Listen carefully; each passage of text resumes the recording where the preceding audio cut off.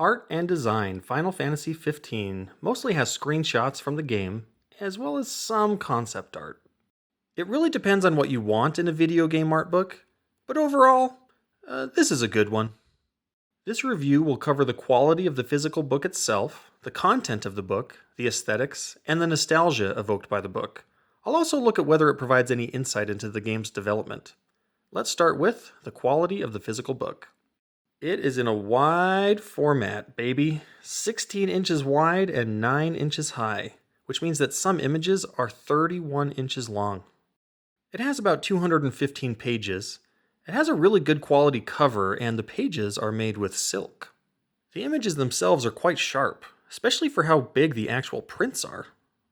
Overall, I think the quality of the physical book itself is unusually, exceptionally good.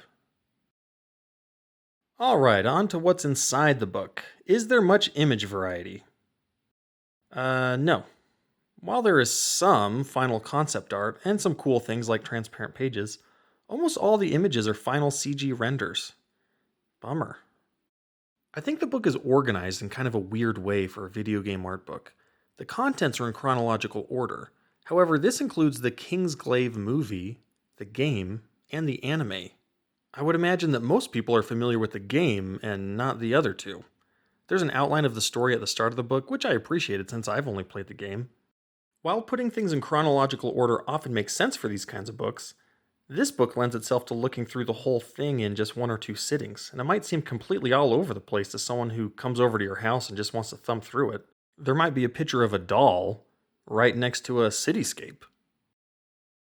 Is there any writing or insight from the artists and developers themselves? Not really. The introduction's actually pretty good. Apparently the authors interviewed the developers, and they do a pretty good job of translating their message to the reader in lay terms. It's mostly about how in Final Fantasy 15 they tried to meld real life with fantasy in their designs. However, other than the introduction, there are very few words in this book, and none of them are from the developers. Alright, does this book have what you want it to have? But what would you like to see in an art book for Final Fantasy 15? I mean, that'll be different for everyone, but I'd think high on the list are the monsters from the game and the great landscapes. There are almost no monsters in this entire book. It's really, really disappointing.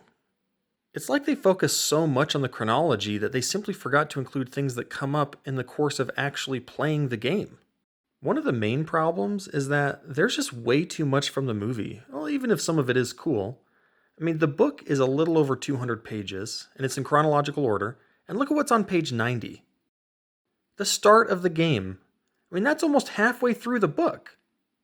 I, and many others, I'm really only interested in seeing stuff from the game. Maybe like 20 or 25 pages for the movie stuff would have been better. The authors wrote that there was an emphasis placed on the characters in Final Fantasy 15. There's a lot of artwork for the characters, and most of them are final CG renders. I mean, while they are really impressive, it isn't really what I'm most interested in seeing. For example, while she's important to the story, Luna Freya isn't really all that major of a figure over the course of the 70-hour game. Yet she's a major focus in this art book. She makes an appearance 25 times. For comparison's sake, Gladiolus, Ignis, and Prompto appear 16 times. And they're the main characters. There's only so much space in this book, and if they're making decisions about what to include, I would have cut out a lot of stuff like an extreme close-up of a hairpin or whatever.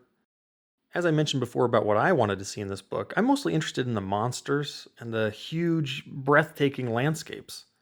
While there are some, I wish there was a lot more. I also wanted much more writing, explanations, iterative art. There's some talk about how much work they went through to recreate the classic monsters, but it would have been nice to actually see what they're talking about. It's really disappointing that the content in this book was so poorly selected, and that we don't really learn anything from the game creators. I mean, this is a Final Fantasy book with very few pictures of monsters. How did this happen? Now it's time for the polar opposite part of this review, the aesthetics. It's hard to argue that this book doesn't stand way above its peers in terms of deliberate art direction. It would make an excellent display piece or a coffee table book. For example, where most art books would take all the fish in the game and line them up in a art spreadsheet, this book has a more interesting idea. And seriously, isn't this just better than looking at a spreadsheet of fish? It knows it's an art book, and it really shows off the art. I wish all art books had this sense of style. It's a million times better than plots of rectangles. There are tons of full pages of art, and seriously, it has probably the biggest actual pieces of art in any video game art book I've ever seen. I mean, look at this. It's pretty impressive. As for the quality of the art, most of it's CGI from the game, which is a shame. The concept art there is, though, I think most people would say it's pretty high quality. Alright, is there anything else noteworthy about the aesthetics? I mean, I gotta bring it up again. These wide pages are a dream. It's ideal for video game art, and it's a shame more video game art books don't do this. I mean, the games you play are in a 16:9 ratio. A lot of the art is produced in a 16:9 ratio. Why aren't the art books? What if you loaded up this video and there were big black bars on the side, and the video was this narrow strip, like how when people hold their phones vertically to film things? Well, anyway, the people that made this book, though, they've got things figured out. I like that the cover doesn't feel plasticky like a lot of video game art books do. It doesn't feel glossy. It has kind of a matte feel to it. It feels like it's really high quality. I also like that the book easily lays flat without closing itself, which is actually pretty rare and quite nice. As far as some other little aesthetic bonuses in this book, there's a few unique pages that are a nice change of pace, like these half pages. There's also a few transparent pages, and some of them are used to pretty cool effect.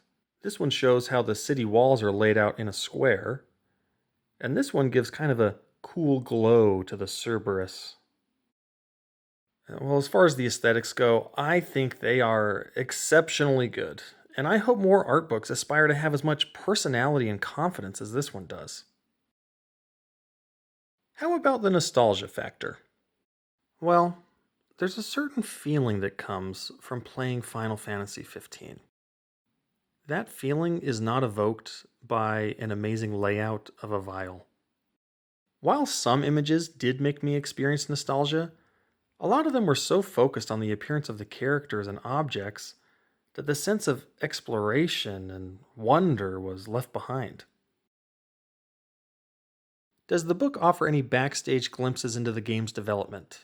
Not really. I mean, the intro has a story about how they updated the Leviathan design, and there was this interesting remark about how the developer sees certain designs, like the Behemoth, as almost a kind of visual language for the series.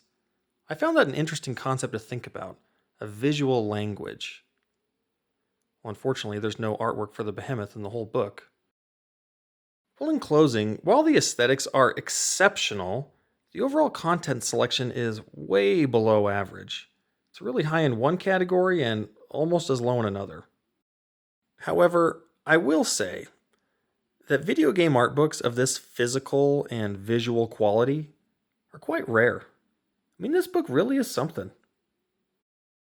Different people want different things in video game art books, but I hope this review's been helpful to you in showing you what's in this one. If you have any complaints about this video, please feel free to contact my customer support center.